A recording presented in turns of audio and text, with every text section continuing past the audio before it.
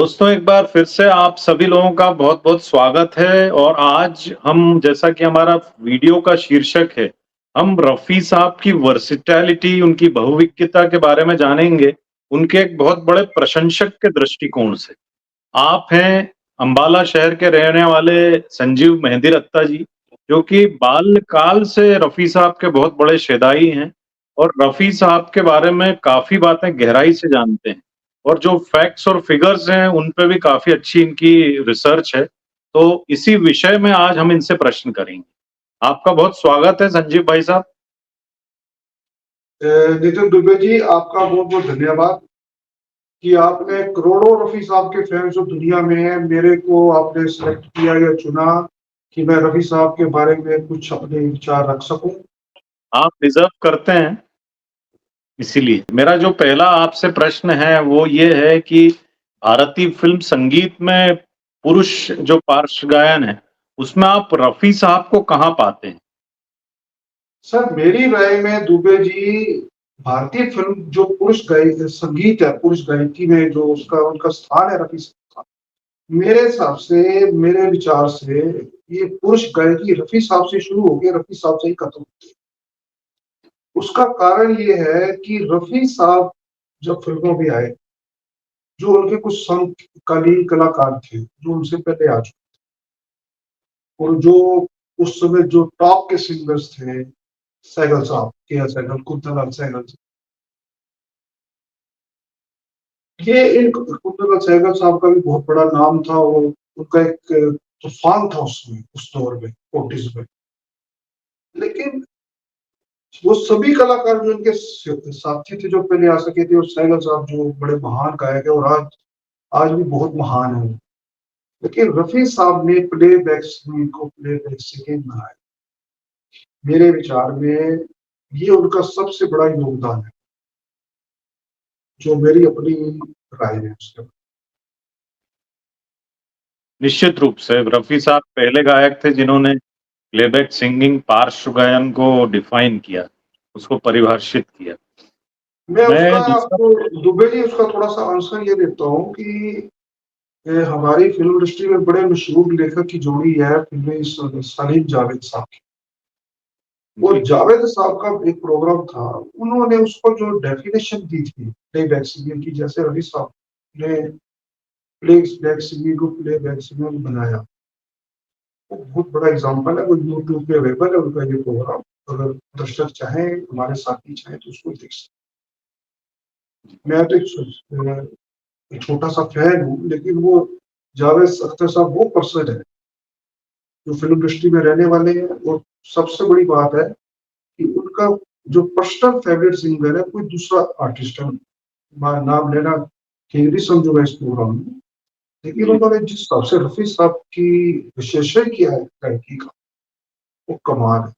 और उसके बाद एक बहुत मशहूर गीतकार थे, और अब दुनिया में नहीं है लेकिन आज भी बहुत मशहूर है, साहिल जानी साहब। उन्होंने सबसे पहले 50s में ये एक पब्लिकली बयान दिया कि रफी साहब गाते नहीं है बल्कि गाने में एक्टिंग करते हैं। हुँ, तो साहिल जानी साहब जैसा पर्सन अगर किसी की तारीफ कर रहा है, तो वो भी 50s में, स्टार्टिंग में, आगे पीछे दूंगा। जी। बड़ी अच्छी बात बताई आपने। मैं ये जानना चाहूँगा रफ़ी साहब की जो वर्सेटैलिटी है, जो उनकी बहुविज्ञता है, उसके हाँ बारे में जी। आप क्या कहें? सर, रफी साहब की वर्सटैलिटी के बारे में मैं ये कहूंगा कि रफी साहब भजन भी गा लेते थे, कव्वाली भी गा लेते थे, नात भी गा लेते थे, शब्द भी गा लेते थे, high pitch song, low pitch song, patriotic song, Heer. मुझे तो लगता है वो शायद अपना उन्होंने कोई शैली छोड़ी ही नहीं जो उन्होंने ना गाई। मैं जी, आपको एक बहुत बड़ा एग्जांपल देता हूँ। अमिताभ बच्चन साहब के लिए रफी साहब ने कोई 22 बोलता है, कोई 28 सॉन्ग बोलता है, गाए। सुपरस्टार है।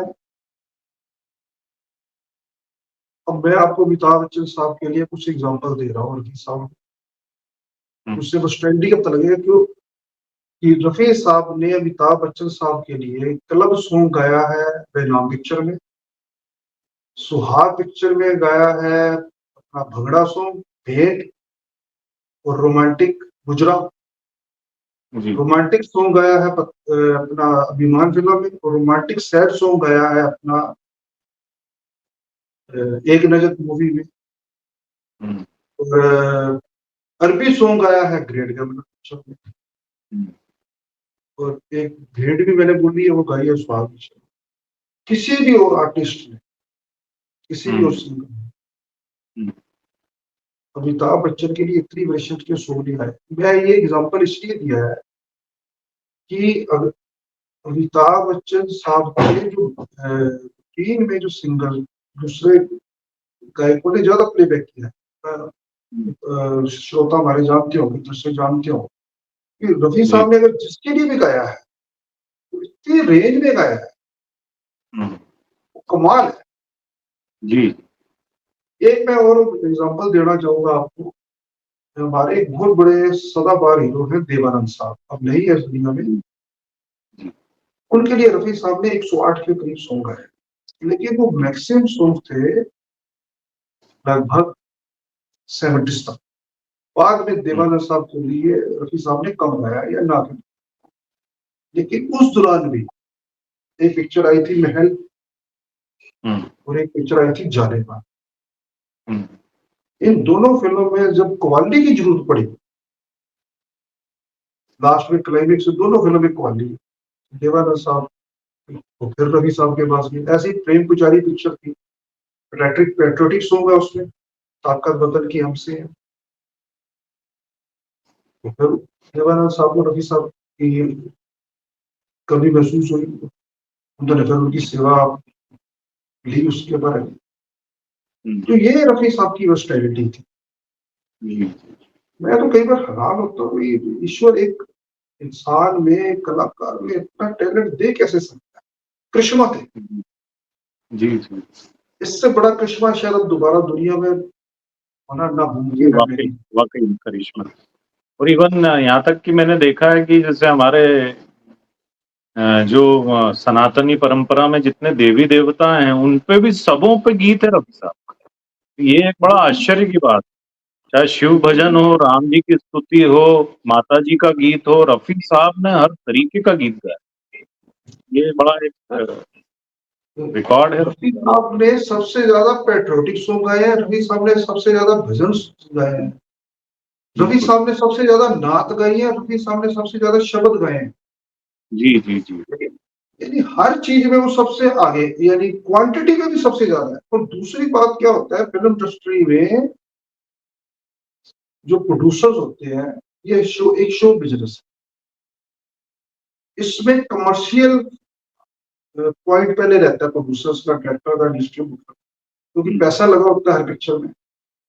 बिल्कुल रफी साहब आज तक के, यानी आज हम जब बात कर रहे हैं 2024 में अगस्त में, आज तक के सबसे कमर्शियली भी सक्सेसफुल सिंगर।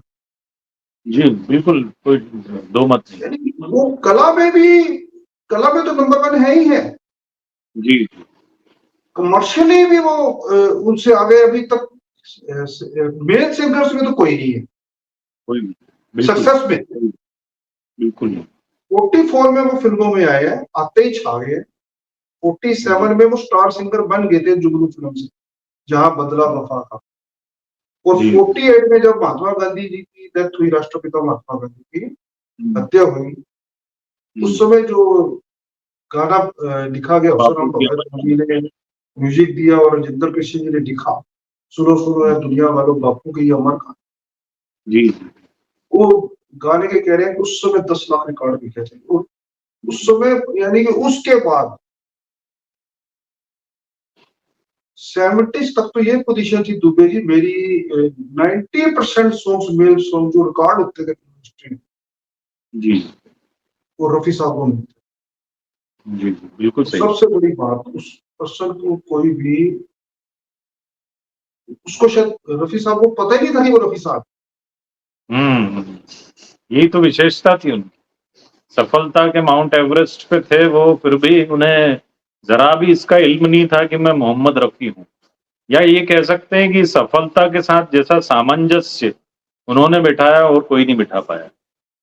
कभी भी सफलता को सिर पे चढ़ने नहीं दिया उन्होंने। ये बहुत ऐसा है कि मैं आपको एक 2-3 उदाहरण और देता हूँ दुबे जी। ऐसा कि जिन-जिन कलाकारों पे गाया है वो रफ़ी साहब के फैन्स सभी जानते हैं यूट्यूब पे बेटा।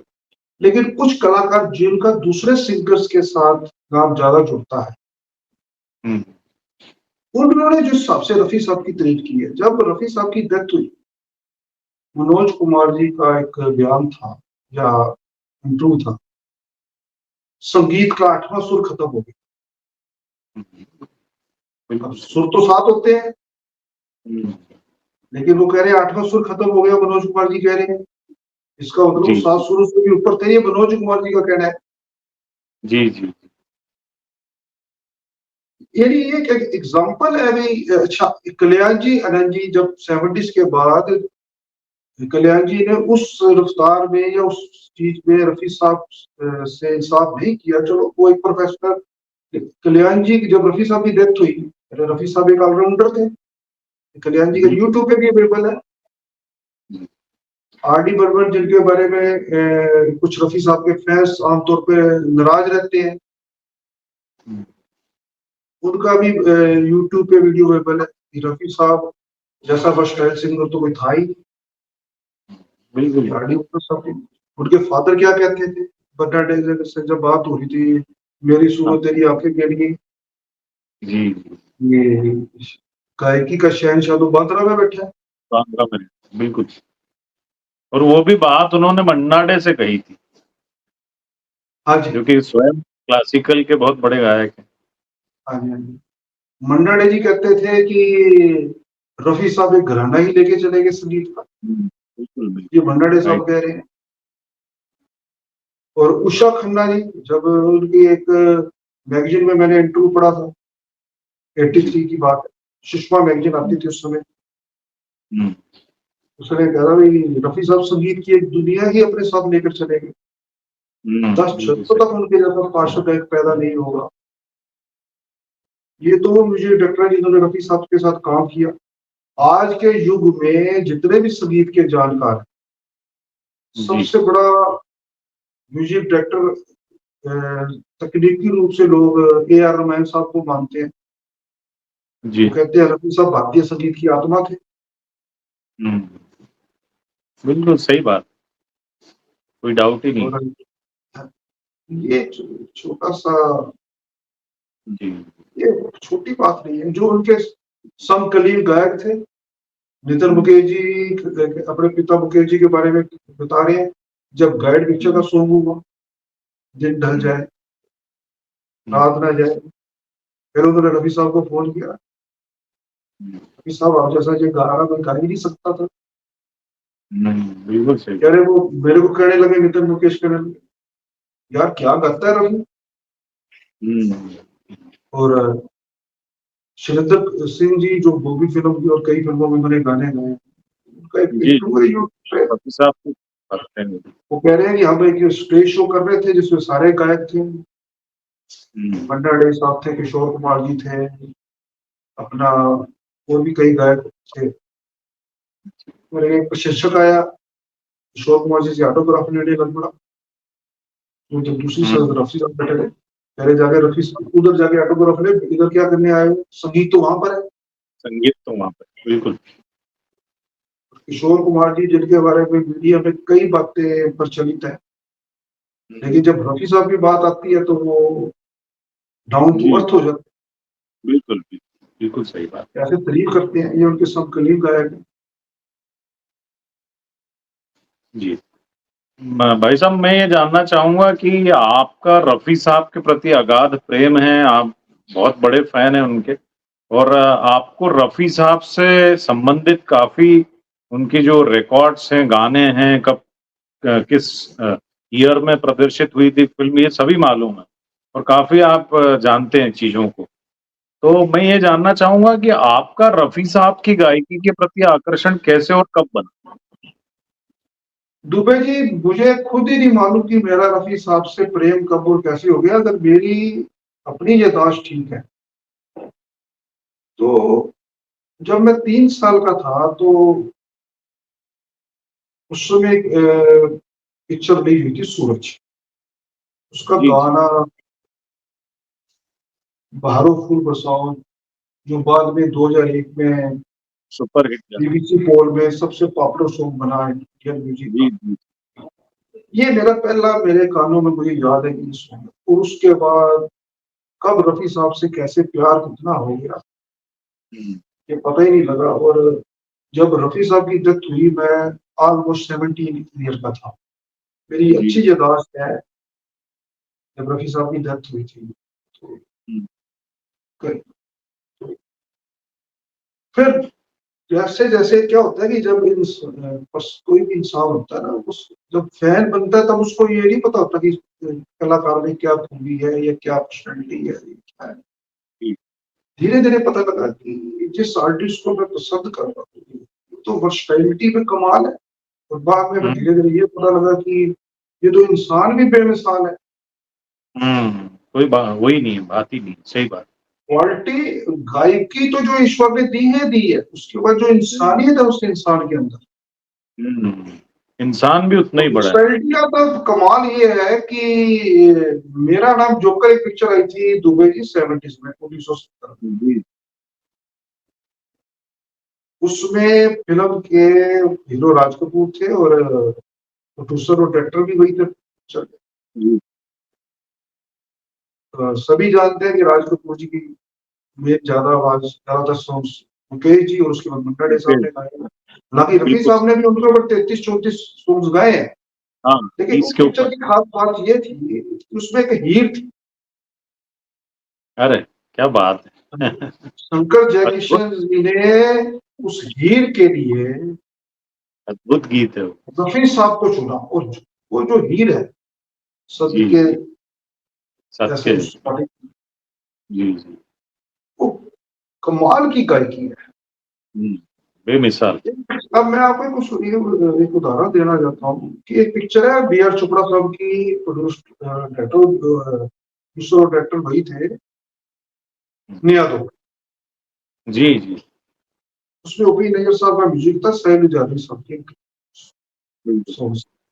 उस पिक्चर में ना एक रोमांटिक सॉन्ग्स कई है, रफी साहब ने जी, गाया है।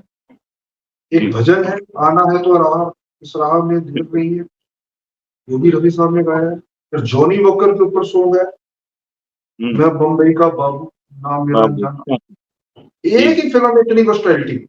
हुँ, यानी देशभक्ति का सॉन्ग है उसमें, ये देश है हाँ, वीर जवानों का। वीर जवान होगा। बिल्कुल, ये बिल्कुल। 57 की फिल्म है। हुँ, 57 की एक और पिक्चर है प्यासा। हुँ, गुरु हुँ, दत्त के लिए भी गा रहे हैं रफी साहब, हुँ, फिर जानी वकर के लिए भी गा रहे हैं, सर जो तेरा चुप है। और ये वर्सटैलिटी उनकी आखिरी रिकॉर्डिंग तक अवेलेबल है। लास्ट में कायम है। 1980 में उन्होंने आर डी बर्मन साहब के साथ शान फिल्म का सॉन्ग रिकॉर्ड किया, हुँ, यम्मा यम्मा।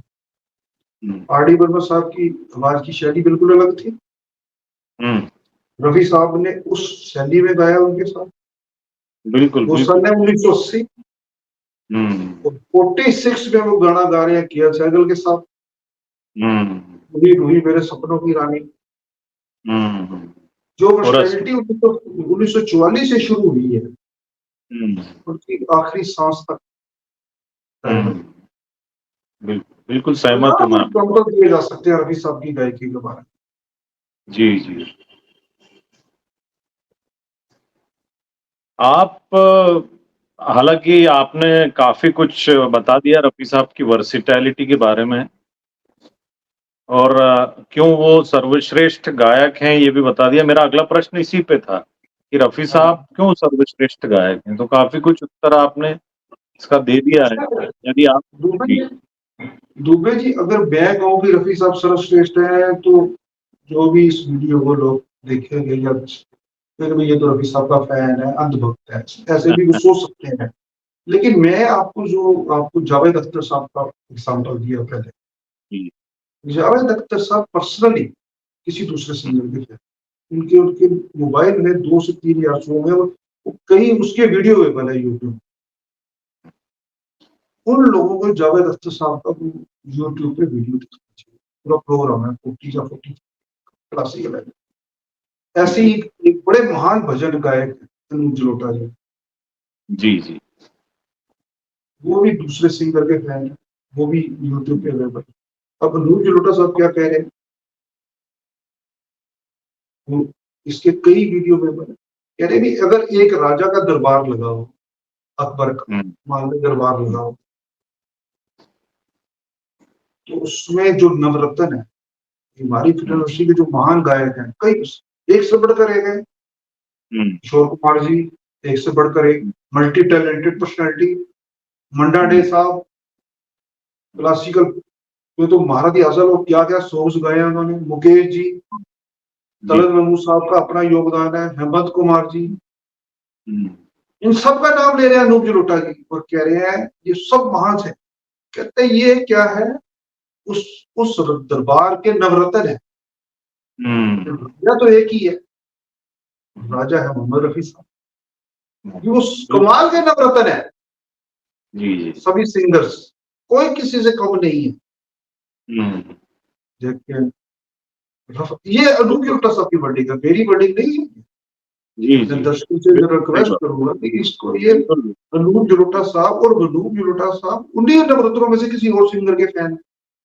जी, जी, जी। मेरा नाम लेना अच्छा नहीं लगेगा, व्यूवर्स देख सकते हैं। तो ये अ, है रफी। जी, जी, बिल्कुल, बिल्कुल सहमत हूँ मैं आपकी बात से। अच्छा, आपके दृष्टिकोण से, आपके नज़रिए से रफ़ी साहब ने वैसे तो हर संगीतकार के साथ बहुत ही उम्दा गीत दिए हैं, जो कि आज भी फ़िज़ाओं में गुंजायमान हैं। लेकिन आपके दृष्टिकोण से कौन से संगीतकार हैं, जिनके संगीत निर्देशन में रफ़ी साहब ने सबसे अच्छे गीत गाए? दुबे जी, इसमें मेरी थोड़ी राय हो सकता है थोड़ी सी डिफरेंट। मुझे रफी साहब का हर गाना, उसका म्यूजिक डायरेक्टर कोई भी हो, जी, मेरा फेवरेट सॉन्ग। जी। अगर वो सॉन्ग यानी अगर वो पॉपुलर नहीं भी हुआ बाई चांस, वैसे तो रफी साहब जी, के मेरी नजर में सभी सॉन्ग पॉपुलर है, हुँ, लेकिन अगर वो पॉपुलर नहीं भी हुआ जी, तो मेरे लिए वो पॉपुलर है।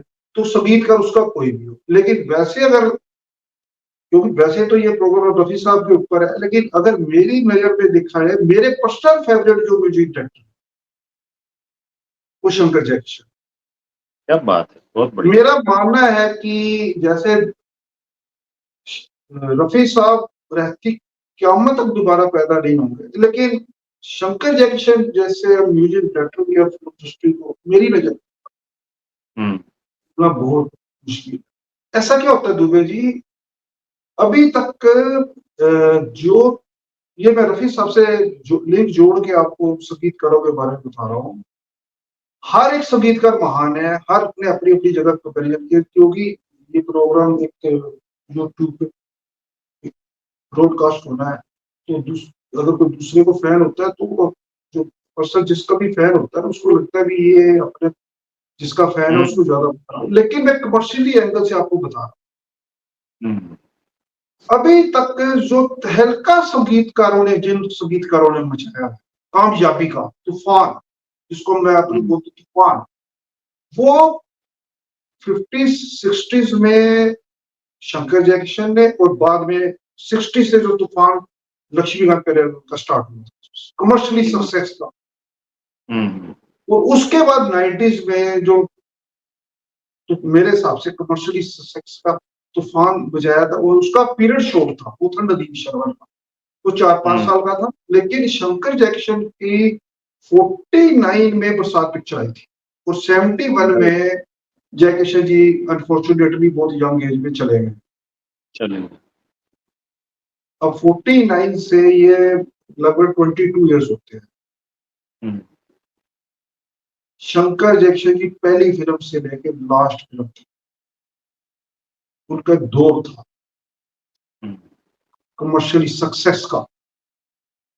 और उसके बाद जो लक्ष्मीकांत प्यारेलाल जी ने जो 63 में पारसमणि पहली पिक्चर रिलीज हुई है, मैं लक्ष्मी नारायण प्यारेलाल जी का दौर जो तूफान मानता हूँ वो मैं 90s तक मानता हूँ।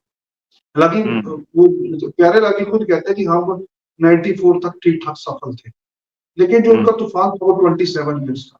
लेकिन मैं कहना क्या चाह रहा हूँ, अब रफी साहब के प्रोग्रामों में ये इतनी चर्चा में नहीं क्यों, इन दो म्यूजिक डायरेक्टर के फेवरेट सिंगर मोहम्मद रफी साहब, बिल्कुल, बिल्कुल, कोई डाउट ही नहीं है।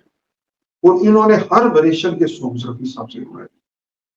हालांकि रफी साहब से मैं समझता हूँ कि हर म्यूजिक डायरेक्टर ने बेहतरीन काम लिया। ओपी नैयर साहब तो ये कहते थे कि अगर ओपी नैयर मोहम्मद रफी ना होता तो ओपी नैयर ही ना होता। ओपी नैयर जैसी नेचर का पर्सन जिसने नाइटिंगेल देश की आवाज लता जी से एक सॉन्ग नहीं गवाया, एक सॉन्ग नहीं गाया, कारण कुछ भी हो,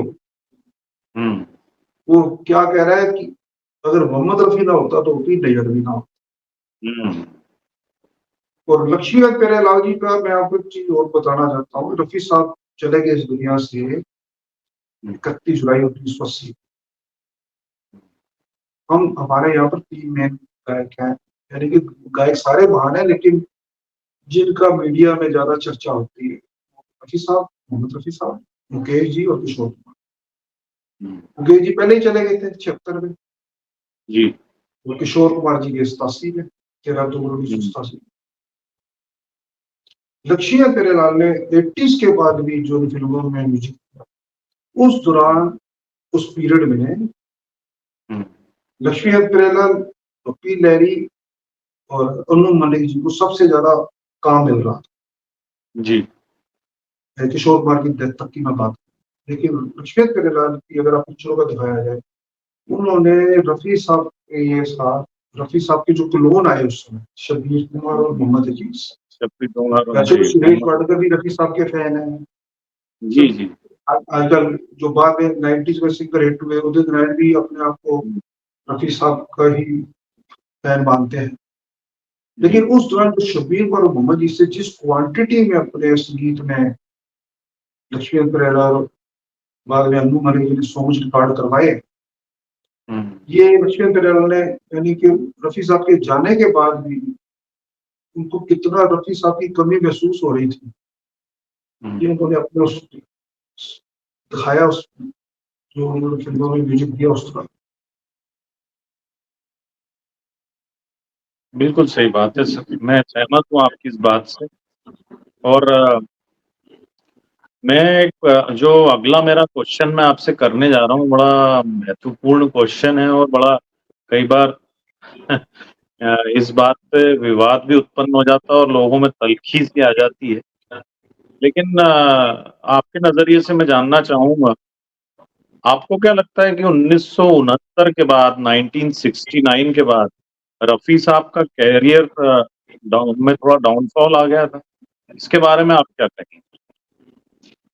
दुबे जी, इसमें मेरे विचार ये है कि आप आजकल सोशल मीडिया का दौर है, 2009 में यूट्यूब आया नई नॉलेज में, और आज हम 2024 में बात कर रहे हैं।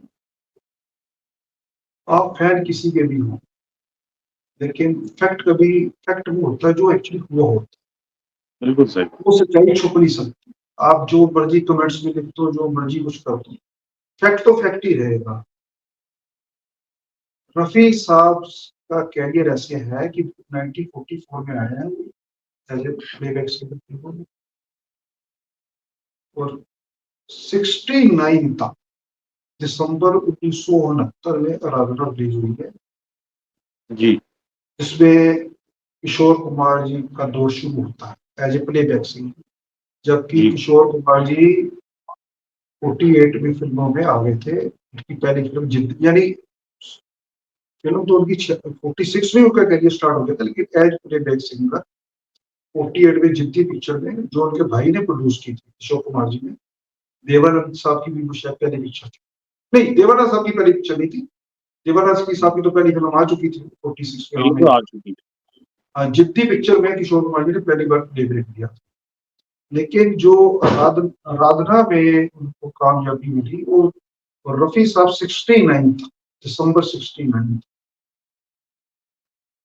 रफी साहब को मेल सिंगर्स में जितने भी सॉन्ग रिकॉर्ड होते हैं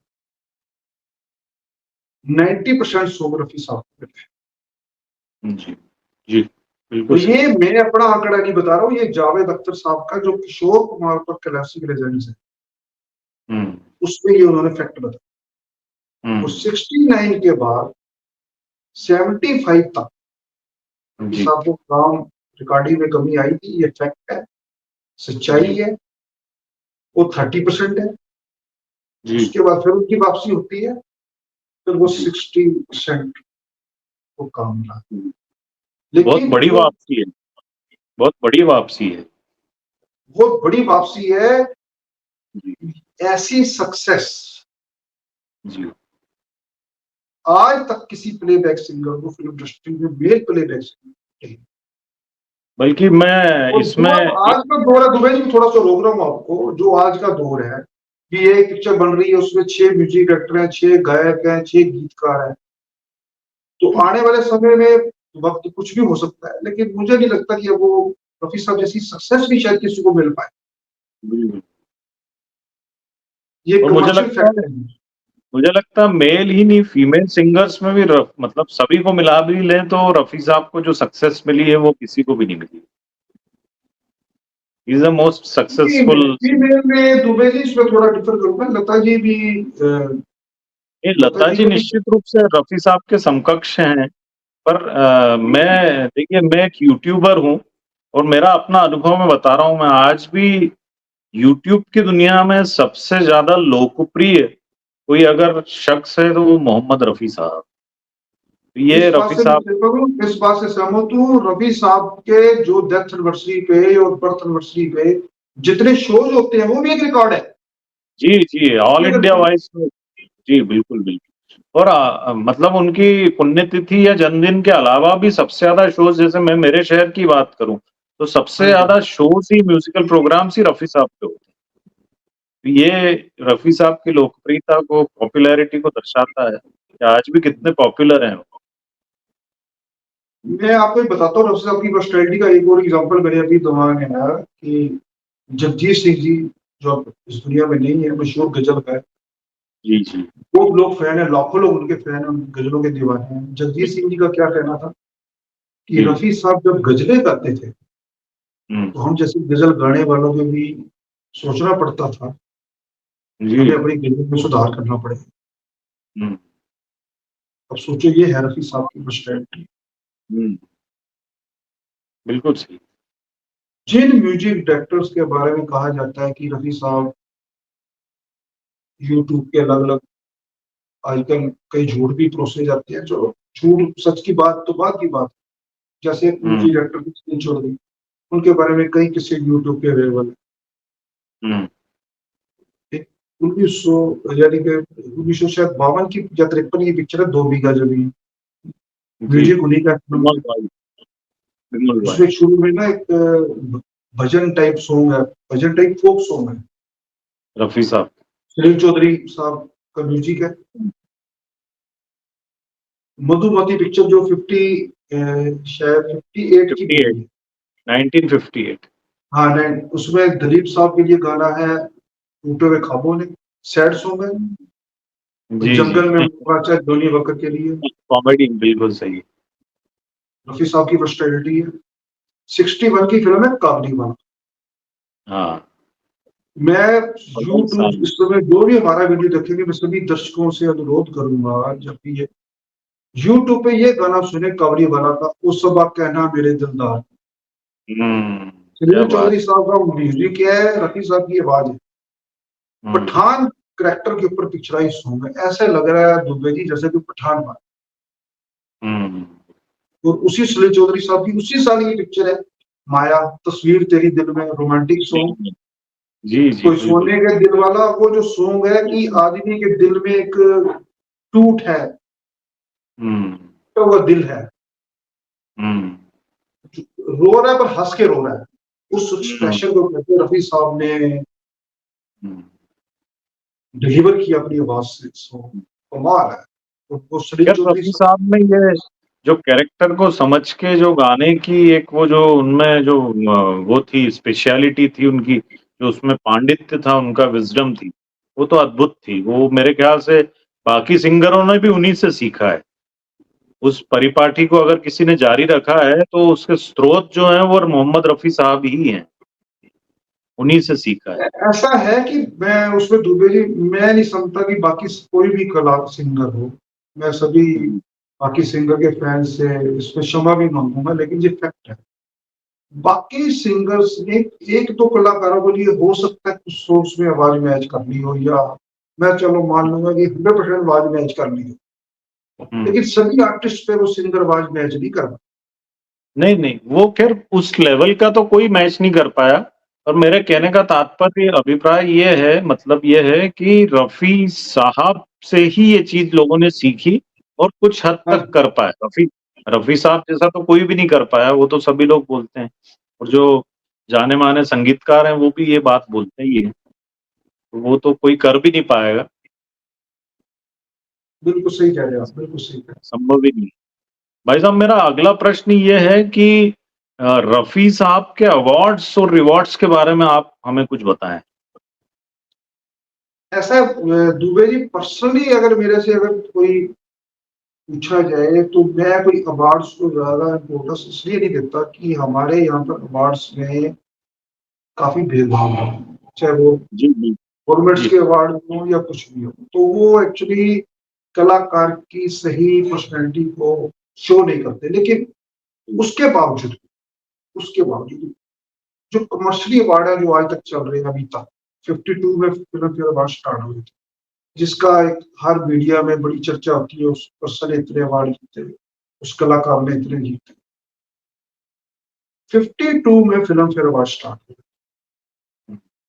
और 58 में सिंगर्स को अवार्ड मिलने स्टार्ट, जी, लेकिन 58 से 66 तक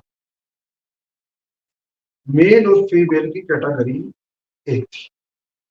बिल्कुल एक ही उस दौरान रफी साहब ने उन 9 सालों 5 पांच अवार्ड्स। पांच फिल्म फेयर अवार्ड जीते, 4 हुँ, जीते लता जी ने, हुँ, एक जीता मिंदर कपूर जी ने और एक जीता मुकेश जी ने। मुकेश।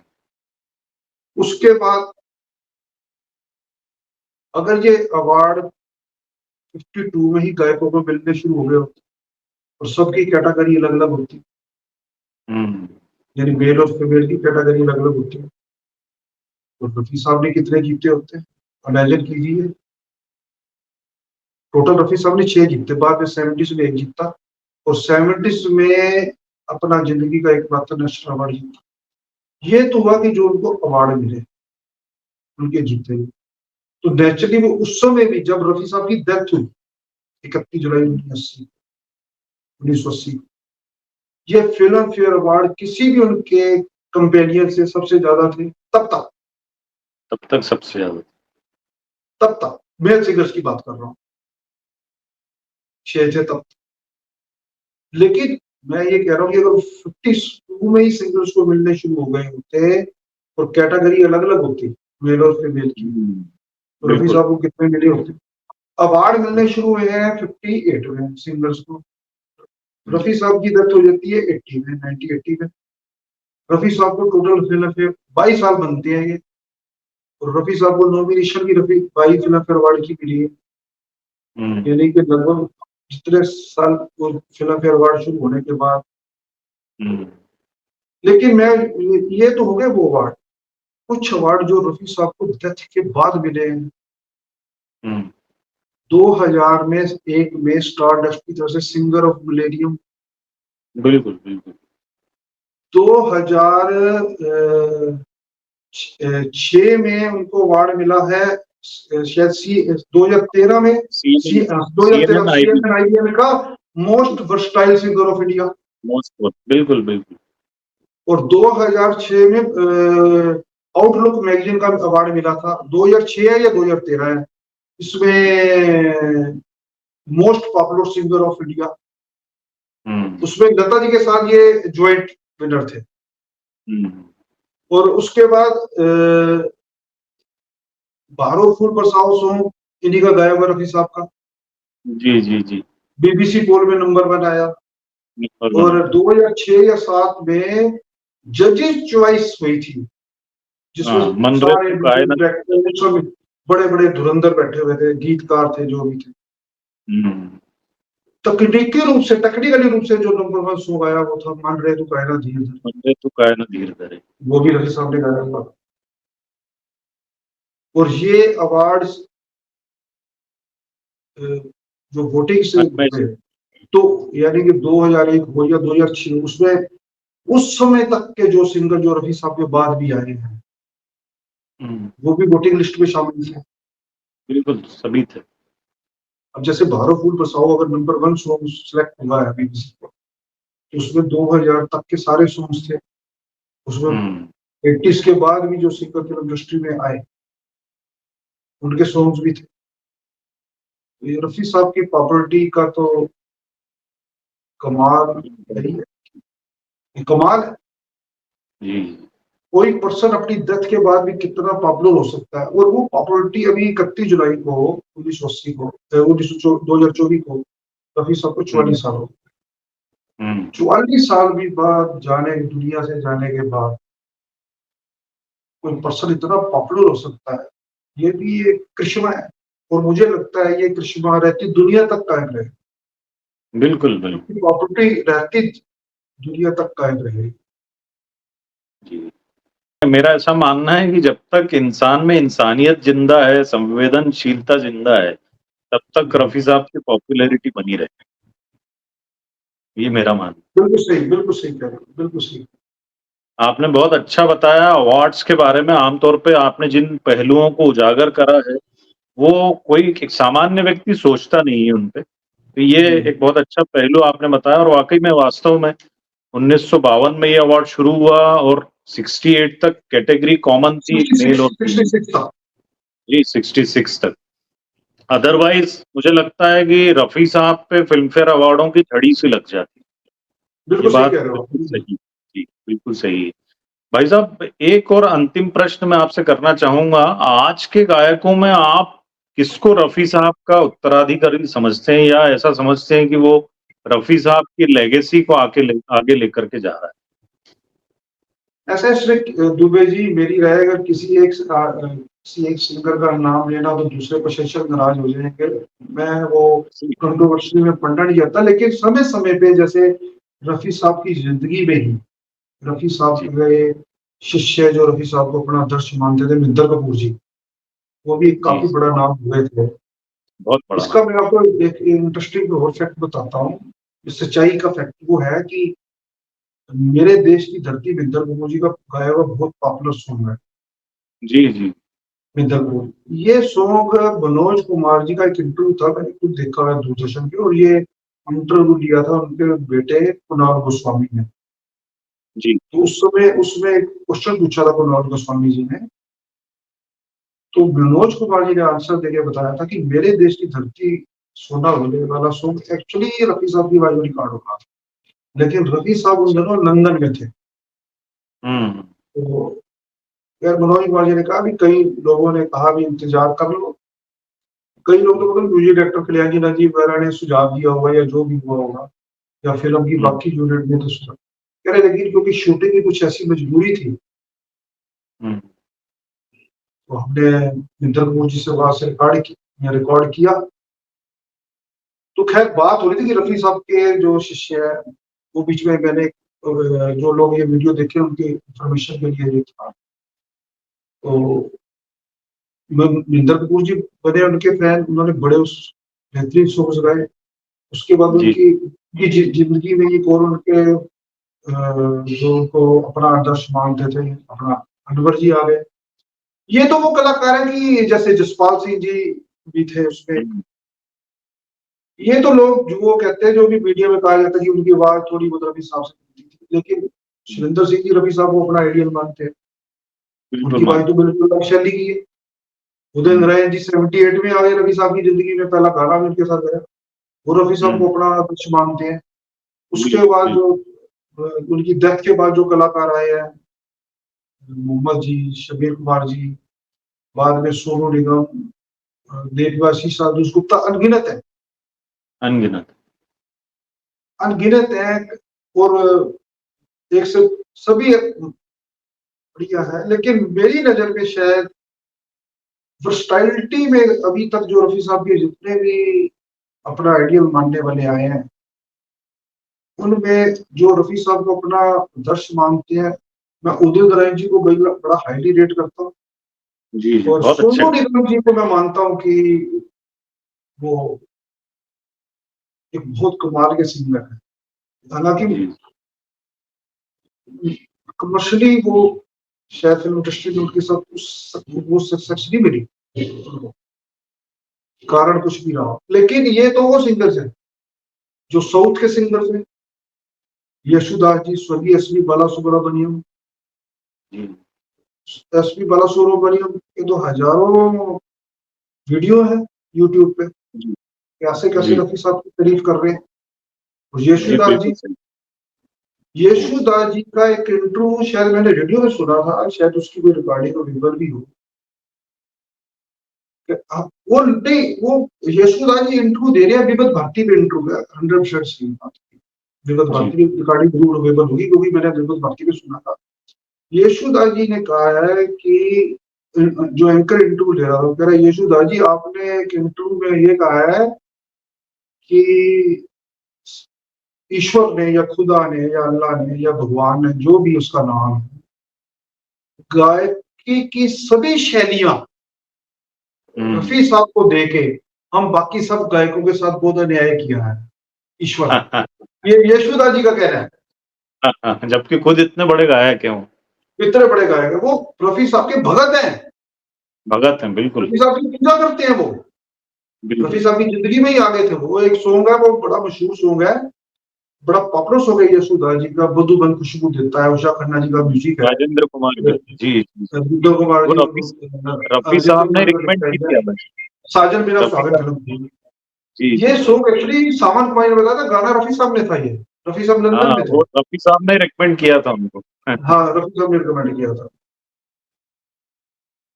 तो एसपी बालासुब्रमण्यम कह रहे हैं कि रफी साहब जितने वर्सटाइल सिंगर थे, जितना कुछ था, लेकिन मुझे एसपी बालासुब्रमण्यम कहते थे कि मुझे इस बात का दुख है कि रफी साहब के सॉन्ग तो खूबसूरत है, हम्म लेकिन उनके 90% सॉन्ग उस ढंग से पिक्चराइज ही नहीं हुए जिस ढंग से रफी साहब ने गाया। हम्म। एक मैं चलते चलते दुबे की आपको ना एक फैक्ट और दर्शकों के लिए बताना चाहता हूँ। रफी साहब के दोस्त, हम जिगर किशोर कुमार जी बहुत प्यार करते थे दोनों एक दूसरे के। बहुत प्यार था। बहुत ज्यादा। किशोर कुमार जी ने पर्सनल लाइफ में 4 शादियां की, चलो वो पर्सनल लाइफ थी उनकी। उनकी हम्म, 3 वाइफ्स थी, यानी 4 में से 3 वाइफ्स, मधुबाला जी, हम्म, योक्ता बाली जी और लीना चंद्राकर, जो अब जी भी उनकी विडो है, किशोर कुमार जी, जी। ये तीनों के फेवरेट सिंगर मोहम्मद रफी साहब हैं। बिल्कुल सही ये कहा आपने। श्रोताओं के लिए एक नई, अगर जिनको नहीं मालूम, दूसरा एक चीज और फैक्ट बताना चाहता हूँ। जी। किशोर कुमार जी के ब्रदर अशोक कुमार जी, हम्म भांजा जय मुखर्जी जी, हम्म और ये 3 जो मैंने उनकी वाइफ्स का नाम लिया है, हम्म, इनकी जो जिन फिल्मों में इन्होंने काम किया है, जो कलाकार, उनमें जितनी फिल्मों में उन्होंने काम किया है एज ए कलाकार, हम्म, रफी साहब के सबसे ज्यादा सॉन्ग्स।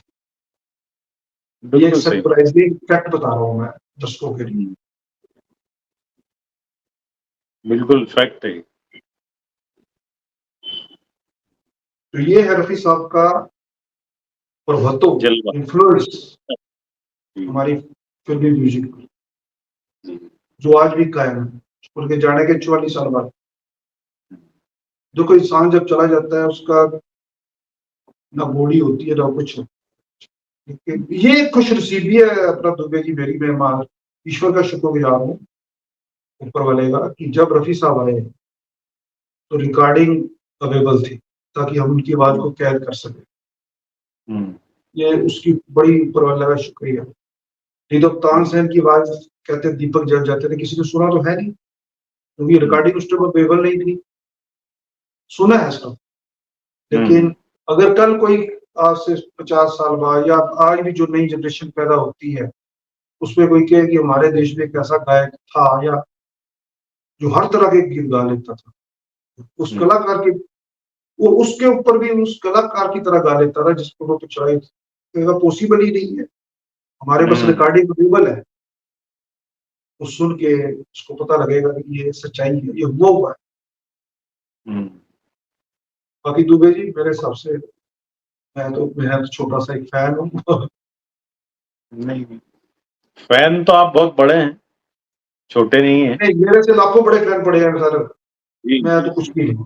वो ठीक है, लोगों के दावे होते हैं ऐसे, पर हर फैन बड़ा ही होता है। हाँ रफ़ी जी, साहब को जिस तरीके से आप फ़ॉलो करते हैं, रफ़ी साहब के बारे में जितनी बातें आप जानते हैं, फैन तो मैंने कई देखे हैं, लेकिन ऐसे फैन कम होते हैं, जो मेरा अपना अनुभव है।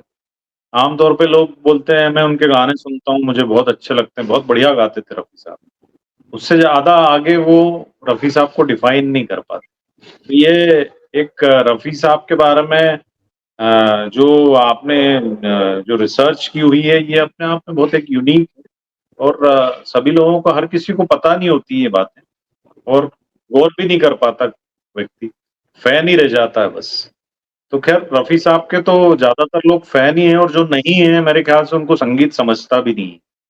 जो रफ़ी साहब को अगर नहीं समझता है, उसको संगीत ही नहीं समझता। तो ये मेरा सोच है। और आपका बहुत धन्यवाद, आपने इतनी बढ़िया जानकारी दी, बेशकीमती जानकारी दी सभी दर्शकों को। और भविष्य में भी पुनः हम आपको निश्चित आमंत्रित करेंगे, जब भी रफ़ी साहब पे कोई परिचर्चा हम रखेंगे, तो आपको निश्चित रूप से हम बुलाएँगे। आपका बहुत-बहुत धन्यवाद। धन्यवाद दुबे जी, मैं फिर आपका शुक्रिया करूंगा, धन्यवाद बोलूंगा कि आपने मेरे जैसे छोटे फैन को अपना प्लेटफॉर्म पे इतनी बड़ी जगह दी, उसके लिए बहुत बहुत धन्यवाद। आपके फ्यूचर के लिए बेस्ट ऑफ लक। धन्यवाद।